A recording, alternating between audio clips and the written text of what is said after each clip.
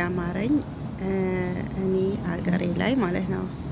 ልክ እንደዚህ ወጥቼ አሁን የአረብን ህይወት እያማማቅኩ ነው አይደለ? ልክ እንደዚህ ወጥቼ በረንዳይ ላይ ቁጭ ብዬ ኢትዮጵያ ስገባ በቃ እንደዚህ የሚያምር ነገር ማየት፣ ቁጭ ብሎ መዝናናት፣ ሰዓት አግኝቼ ቁጭ ብዬ በቃ የሆነውን ነገር እንደዚህ ራሴ ማዳመጥ።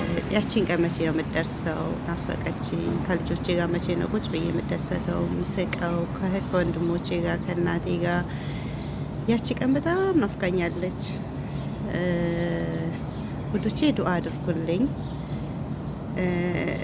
ወላሂ አረብ ሀገር ላለን ልጆች በተለይ ደግሞ ልጆቻችን ጥለን ለመጣን እናቶች ለሁሉም ማለት ነው። ግን እኛ አንበሳለን። የልጅ ናፍቆት ቀላል አይደለም እና አንዳንዴ ለብር ተብሎ ብዙ ነገር ውስጥ ይከተታል። ግን እናት ልጇን ጥላ ስትሄድ ትክክለኛ ከህይወቷ ጋር አይደለም። ህይወቷ ሁሉ ነገሯ ተንጠልጥሎ ነው የሚኖረው። ዱአ አድርጉልን።